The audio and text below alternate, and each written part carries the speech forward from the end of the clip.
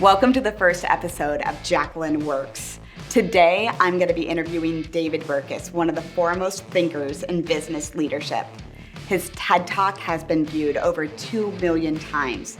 His award-winning books have been translated into over a dozen languages, and he's been interviewed by BBC, CNN, and today he's going to be interviewed by me. Obviously, a lot of us are talking about the coronavirus right now. We just found out that my apartment is getting shut down. All of the lounges, all the gym, etc., all the open spaces are getting shut down by the coronavirus. This is really hitting us. What do you think picking a fight looks like in this time?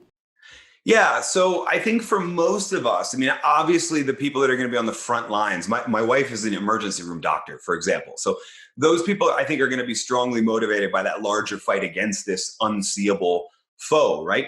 For most of us, though, I think we leverage the underlying motivation that's inside the ally fight, which is called pro-social motivation. It's a discovery from Adam Grant and a couple other colleagues. He wrote about it a little in Give and Take, but then Give and Take was more about just being a good coworker. Pro-social motivation is really about how you can leverage that motivation to do good for others. And that's what, at least I can only speak to North America and the United States in particular, that's what we're starting to see. Healthy people, social distancing, for example, or moving into self-quarantine just because they have a cold, they might not be tested.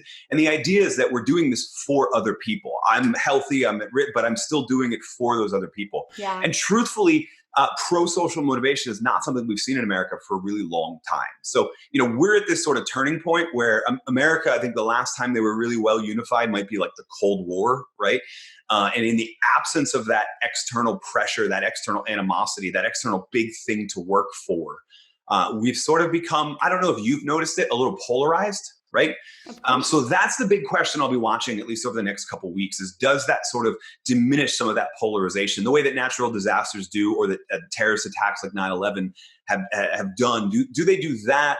I am confident in what I'm seeing now that they probably will, but that'll be the big thing I'm watching over the next 2 weeks is, are we really leveraging that pro-social motivation? And is this unseeable foe something that we all agree we are fighting and that it's worth fighting for?